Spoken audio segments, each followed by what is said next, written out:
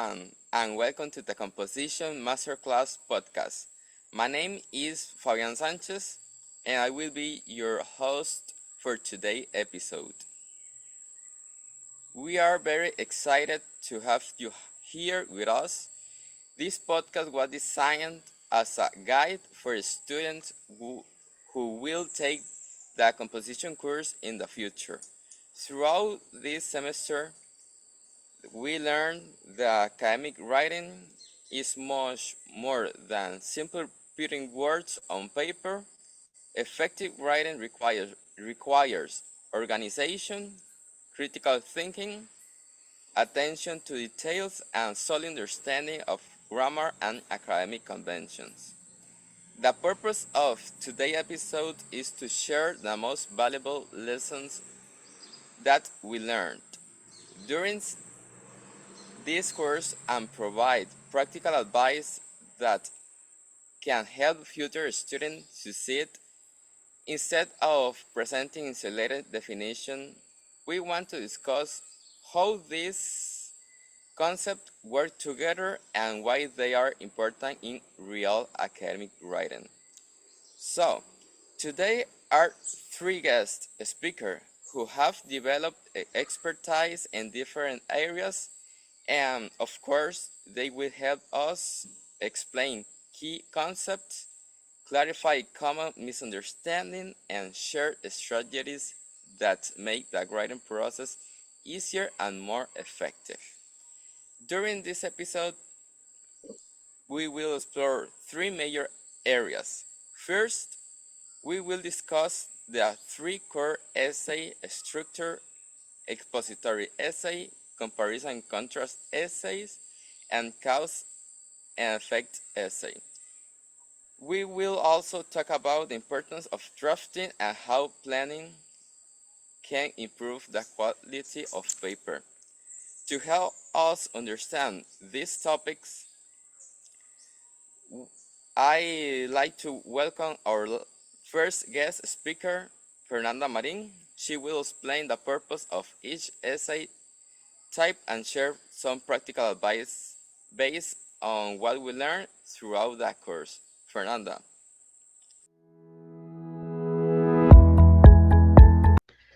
Hello everyone, today I will explain the three main essay structures that we study in composition: the expository essay, the cause and effect essay, and the comparison and contrast essay. Understanding these essay types is essential because they help writers organize ideas clearly, support argument effectively, and communicate information in academic context. To write an effective essay, we should the following these steps. Read and understand the material.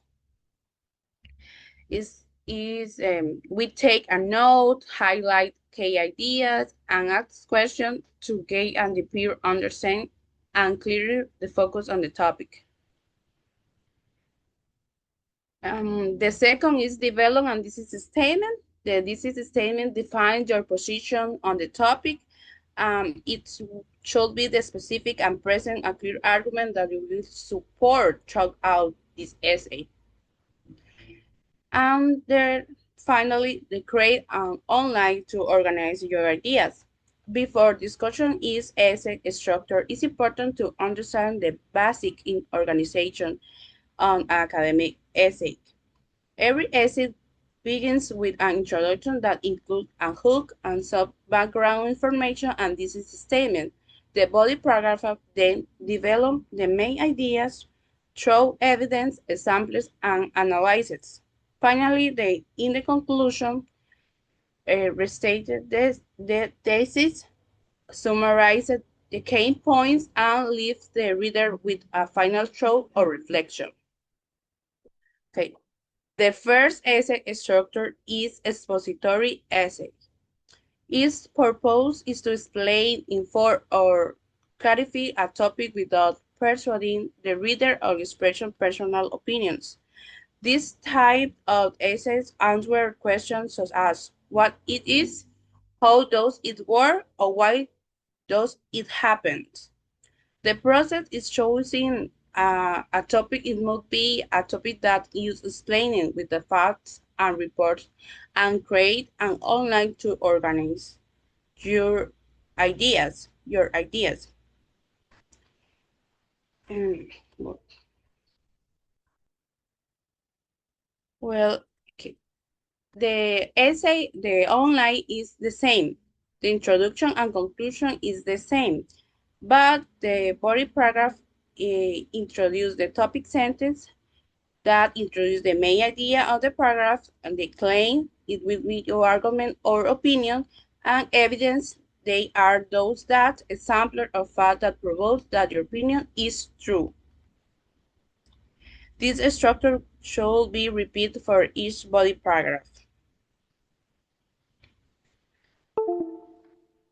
Now, the second essay structure is the comparison and contrast essay. This essay is analyze similarities and differences between two topics. The purpose is to help the readers better understand a topic by comparing it with another topic. Now, create an online to organize your ideas. That is the introduction, and conclusion is the same, but the body paragraph has two differences. And in the first paragraph have a transition that is phrase that gently guides towards the other paragraph, and the body paragraph includes the concluding sentences, that the sentences that ends the idea of the paragraph. Do you have any question? Yeah, of course. I have a question. What are some strategies to analyze the similarities and difference between the topics? Okay, the first is an point by point method. With this method, you compare both topic in each paragraph. For example, the topic online classes versus face-to-face classes. That with three subtopics: schedule, interaction, and counts. Now, the introduction and conclusion is the same, but the body paragraph is different. The paragraph in one is only we talk about the schedules, for example, explain how the online schedules are, or the second point is explain what face-to-face holds are like. The second paragraph is interaction, explain the online interaction and explain the face-to-face interaction. And the finally paragraph is a cost, compare the cost, but it allows the reader to see the immediate comparison because both topics appear together, and it is useful to use it where there are several aspects to compare. The other is the block method. We talk about one topic and then about the other topic. In the first paragraph, we discuss all the topics of study online, and the second paragraph are the points about the face-to-face study. Also, we organize the ideas with two methods. One is the Venn diagram that helps to identify similar and difference. Another can be the table T or chart T, where both topics are compared according to the criteria in organized way of easily finding difference and similarities. Now, the last essay structure is the cause and effect essay. It explains why something happens, what results from it or both. Create online. It's important to create an online to organize your ideas. Well, the introduction um, conclusion is the same, but the body paragraph is a topic sentence. Supporting A can be the causes, and supporting B can be the effects. Do you have any question? Yeah, of course. What is the mechanics to establish the relationship between the topics? Okay. The main mechanic is to demonstrate the logical relationship between the cause and effect between situation, action, or event, in not explaining how and why one caused in the other. To establish the relationship between events, you count the following steps. The number one is identify the main event. Is, is ask your is ask yourself what happening or what is the problem or situation that I am going to analyze. The number two is look for the causes. Ask yourself why did it happen? What factor contribute to it happening? The number three is look for the effects.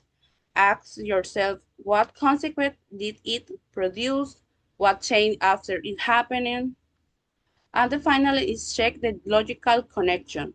The sentences must be completed. For example, because of happening space, or as a result of space happening. All right. Uh, It is very interesting to know and be able to apply it. And to finish, Fernanda, why are hand erasers are essential step in writing process? Okay, handwritten drafts are essential in the writing process because they help writers develop, organize, and improve their ideas before creating the final version of a text. During this stage, writers can think more friendly, correct mistake, encash the information, and express their ideas more clearly and correctly. Draft also encourage creativity and reflection science. Reading is not just about the putting words on paper, but also about the revising and refining messages. For this reason, drafts are fundamental part of writing because they have transformed a simple idea into the well-structured, accurate, and effective text. We'll continue with grammar and mechanisms. We will discuss conjunction, adverb clauses, and adverbials, punctuation marks, and the different types of sentence. We will also explore common challenges faced by speaking learner and examining how these grammar concepts contribute to clear and effective academic writing. To introduce this important topic, I would like to welcome our second guest speaker, Joseph Rojas. Joseph, thank you for joining us. Good afternoon. My part of the podcast is divided into four segments, which are conjunctions, adverb clauses and adverbials, punctuation marks, and type of sentences. First, grammar is the system that gives structure to language. In simple words, grammar is the set of the rules that helps us organize words into a meaningful sentence. Without grammar, communication will be disorganized because there will be no clear structure or relationships between ideas. We can think of grammar as the architecture of language. Just like a building needs a strong structure to stand, language needs grammar to function properly. Grammar is important because it helps to organize ideas logically, connect information, express our ideas clearly, and avoid misunderstanding.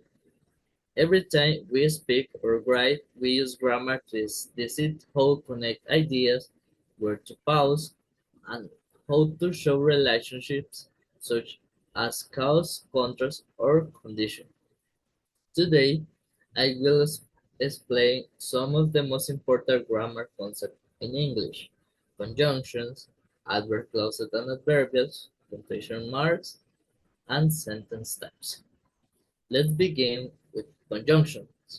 Before we can understand how sentences are built, it is necessary to understand how ideas are connected.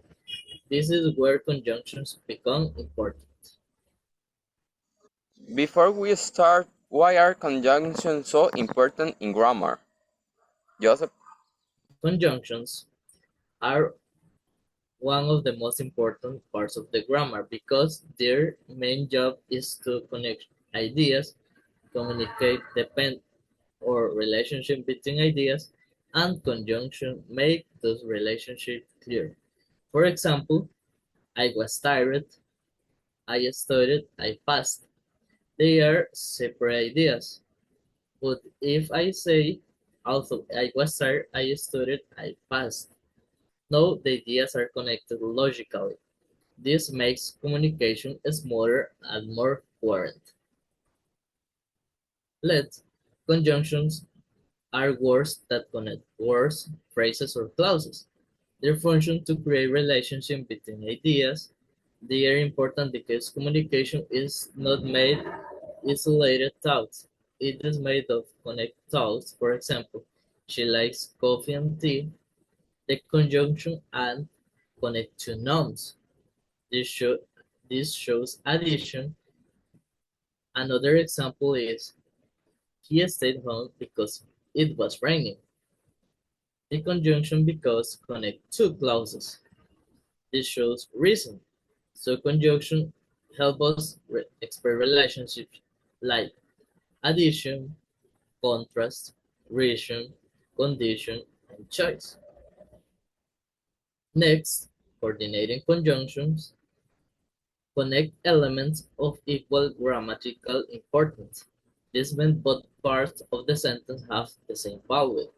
Their function is to create a balance. The seven coordination conjunctions are the fanboys, for, and, nor, but, or, yet, and so. Each one has a different purpose and adds information. Example, she studies and works. Here, studies and works are two verbs connected by and. This means both actions are equally important. Its function is addition. Next, but introduce a contrast. Example, he is rich but happy. The word but shows opposition. Normally, well, this is associated with happiness, but this sentence shows the opposite. Its function is contrast. Next, or gives alternatives. Example, you can stay or leave. Is present two choices. Its function is choice. Next, so shows result. For example, it was raining, so we stayed home. The first is the clause. The second clause is the result. This shows the cause and effect. Coordinating conjunctions are important because they connect ideas equally and create a smooth communication. Next, subordinating conjunctions. Subordinating conjunctions connect ideas of equal importance. This means one clause in the main idea and the other clause support it. Their function is to create clarity. This is important because it is a communication, not all ideas in the same important. Example of the subordinating conjunctions are because, although, if, when, while, and since. For example, because I was sick, I stayed home. The clause because I was sick is independent. It cannot stand alone. The clause I stayed home is independent. This is a main action. The depend clause explains the reason. Another example is although. Example, although he was tired, he kept working. The word although introduces contrast. The sentence shows that even though he was tired, the action continued. Another is if. For example, if it rains, he will cancel the game. The word if introduces the action. This means the second action depends of the first. Its function is conjunction. Subordinating conjunction add depth because they explain why, when, or under that condition committing happens. Next, correlative conjunctions. Correlative conjunction work in pairs. They connect equal elements and create emphasis. For example, but and, either or, neither nor, not only but also. Their function is a balance and emphasis. For example, she is intelligent and indisciplined. The pair but and end connect to adjective. This emphasizes putting equalities equally. Another example is you can either call me or text me. This presents two equal options. Correlative conjunctions are useful because they create symmetry in communication. Conjunctive adverbs. Conjunctive adverbs connect ideas logically. In logical conjunction, they act as transmission. They help organize reading. Example, however, therefore, moreover, and consequently. He studied hard, therefore he passed. The conjunctive adverb is therefore. It should result. The first clause is the cause, and the second clause is the effect. Another example is she was tired, however, she continued. The word however introduces contrast. These words are important because they improve flow and logic.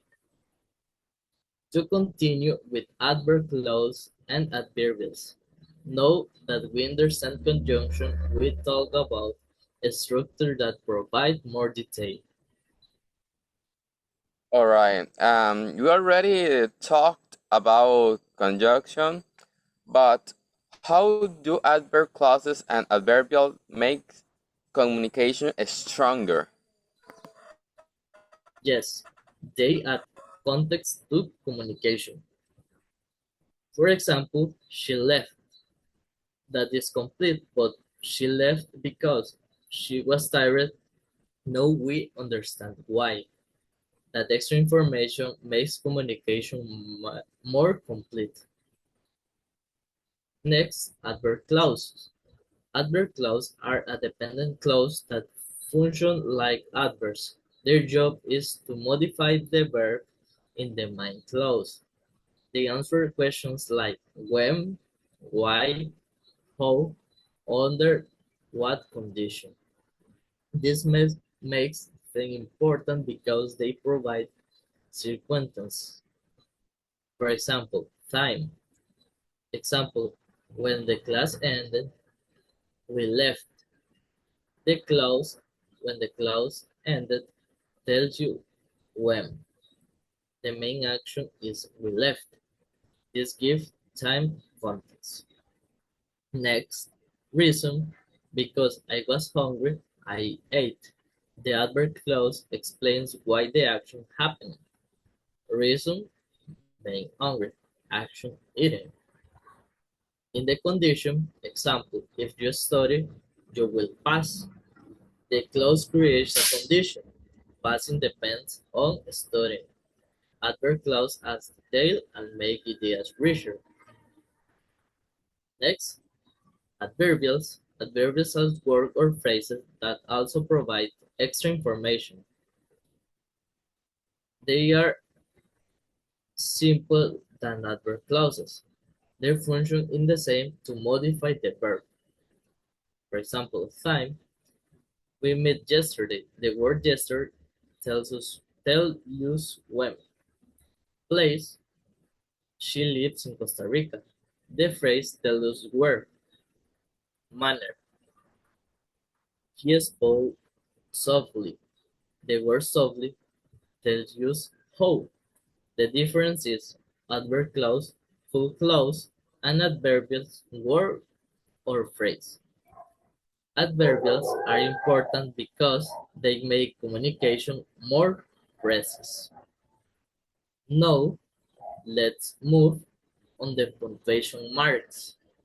Punctuation organizes reading language. It helps readers understand pauses, separation, and meaning. All right. But many students thinks punctuation is just about pauses. Is that correct? That is Now, true? now, Sorry. punctuation controls meaning. Example, let's it let's it grandma. This means you are talking to grandma. But let's it grandma, this changes the meaning completely. This shows punctuation is essential. For example, comma creates short pauses and separates information. Its function is organization. For example, a list. I bought apples, bananas, and orange. The commas separate items. Without comma, the sentence will be confusing. The next example is clauses. For example, I wanted to go, but I was busy. The comma separates two clauses. This provides relativity. Next, introductory phrases. Example, after dinner, we watched TV. The comma separates the introduction for the main clauses. Commas are important because they provide clarity. Next, semicolon. Semicolon connects two closely related independent clauses. Its function is stronger than a comma. Example, she was tired, she continued working. Both clauses are complete. The semicolon shows they are related. Another example, I love reading. It's helped me relax.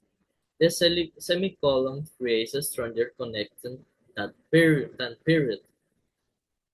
It provides a style and flow. Next is the column. Column introduces information. Its function is expansion. Example, I need three things: food, water, and clothes. The column introduces the list. Another example is he had one goal: to win. The column introduces explanation. Columns prepares the reader for more details. Finally, let's talk about types of sentences.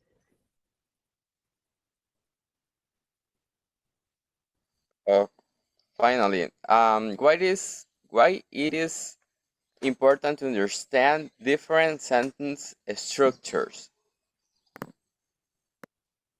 Yes, because using different sentence structures improves fluency.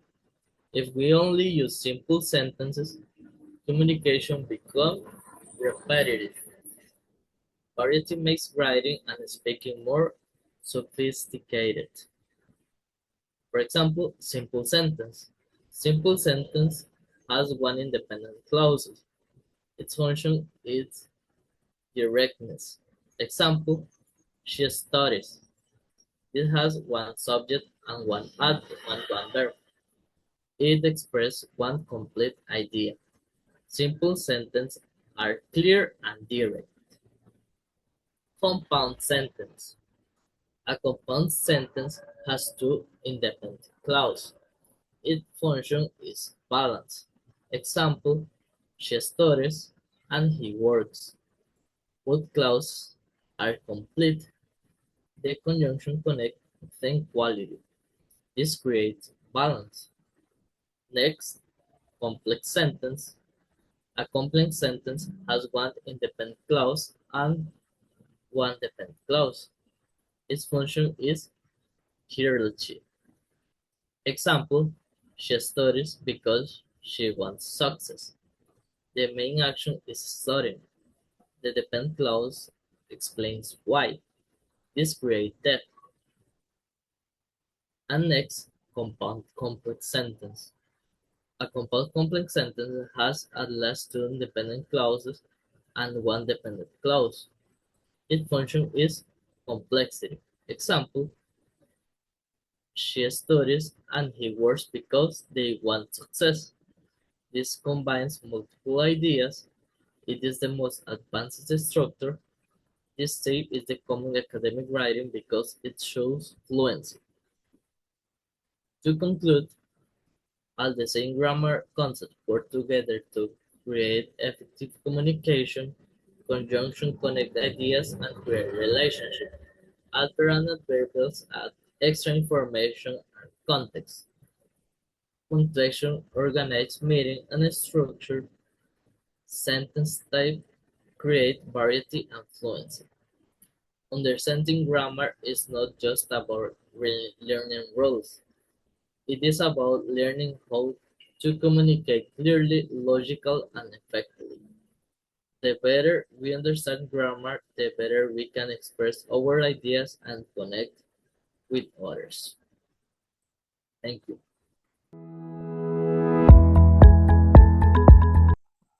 Next, we will move on the academic standard and integrity.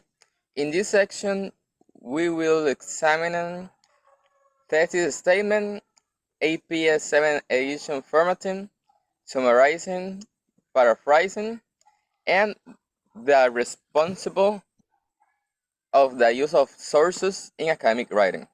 To help us understand this essential academic concept, I would like to welcome our last guest speaker, Kaylin Cascante.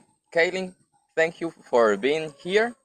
And I will start with a question before we go deeper into the topic. What exactly is paraphrasing?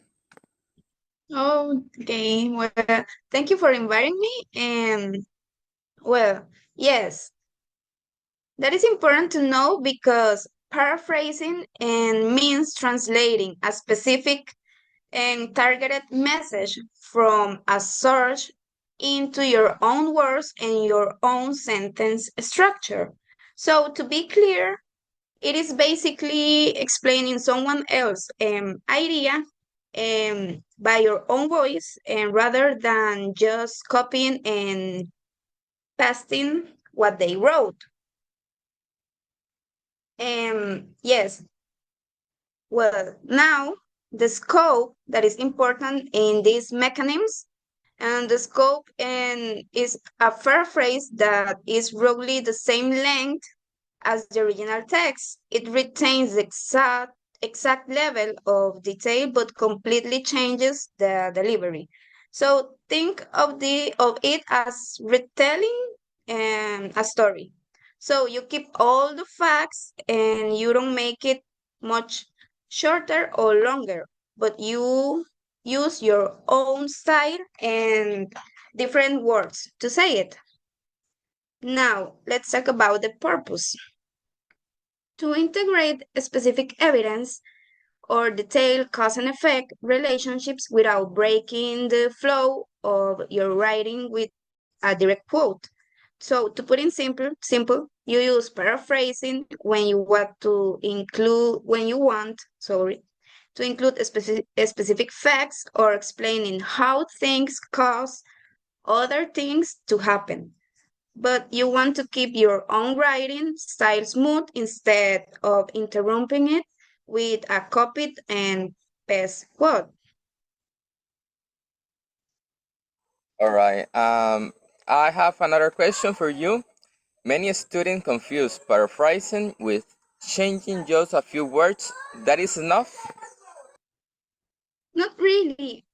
Proper paraphrase requires changing both the vocabulary and the sentence structure while keeping the original meaning. If the sentence still looks too similar to the original source, it may be considered plagiarism. That is a very hard.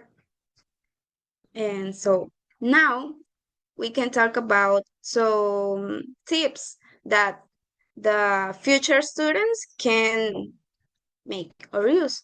Well, first, you need to read the original text very carefully. And well, now it is important to understand what are you reading because if you don't understand what are you reading, you are really bad in all the say the in all the other things. Well, then you can rewrite the ideas using your own words and and other different sentence structure. And you can also compare the original and that one that you make to be clear that that is not similar. And all other thing that I recommended is to watch videos on YouTube that there are a lot of channels that you can study a lot and improve your skills and do some practices, a lot of practices. Well, next we are going to talk about summarizing. And what is summarizing? Distilling the overarching argument or main point of a larger text into a brief overview. And so summarizing is the process of taking the main argument of the core message of a longer text and condensing it into much shorter version. So basically, you take the main ideas and in a sentence and oh, sorry. Well, now we have the scope. And in the scope, it is important because summary is significantly shorter than the original text. It strips away specific details, examples, and data, leaving only the macro level claim. So summarizing is like taking a long, detailed story and telling it to a friend in just two or one sentence, like I said. And you leave out all the small stuff and just give them the main points so understand the overall message without needing to hear the whole thing. So,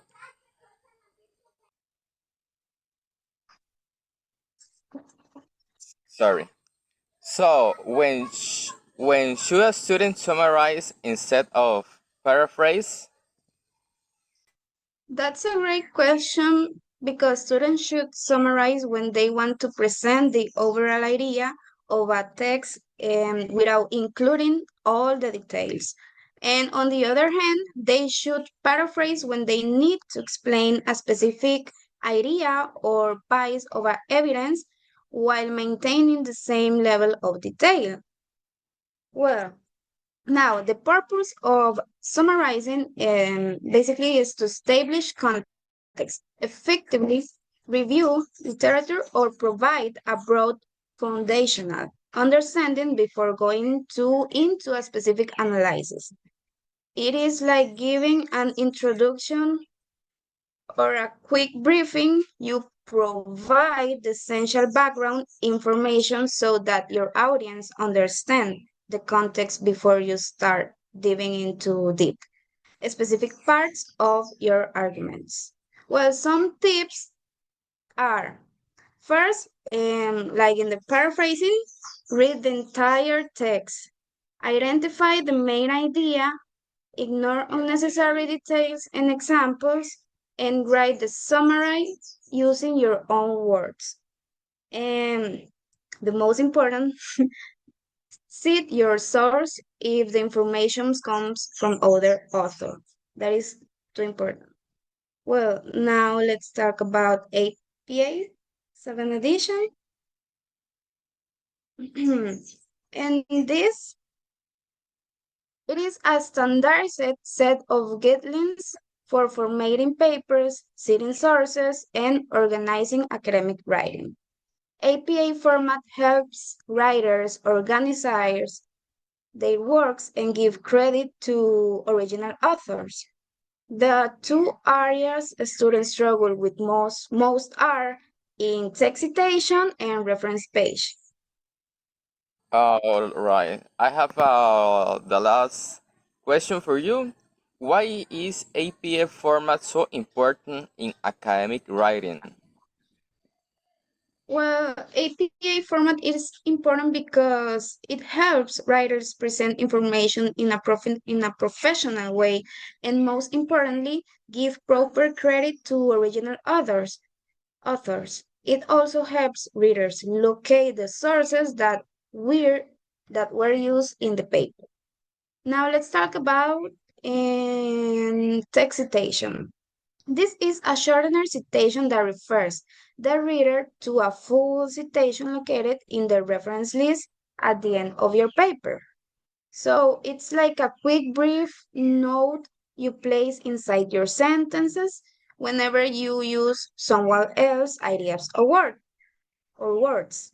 So here there are two basics ways to say. And one of these is parenthetical citation, and here the author's name and the year appear inside and parentheses. And now we have narrative citation. And in this case, the author names becomes a part of a sentence. Well, now we have the direct quote. A direct quote is when you copy the exact words from a source without changing anything. It is important to know that if you use the exact words from the author, you need um, quotation marks and the page numbers. And now we have references page. And this is at the end, this is located at the end of the paper. You must properly include a references page with all the sources you cited. And some tips, like in the past, I said, here, many students forgot these things that I think it is simple, but we don't know sometimes about it. Well, um, to do the format APA 7th edition, we need to know Times New Roman, 12 point font, and double spacing through the paper, and 1-inch margins, page number, references, listed alphabetically, and hanging indeed in the references page.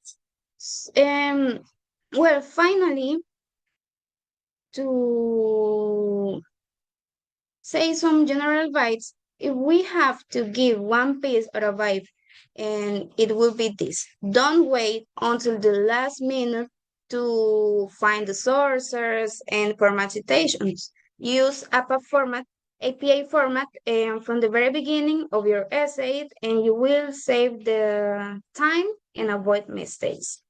Also, don't be afraid to paraphrase or summarize. They may seem difficult at first, but a lot of practice, with a lot of practice, and you will become very well, very good students, and you can improve all your student skills. And remember that academic writing isn't about copying information, but about understanding ideas and communicating them clearly while citing the original authors.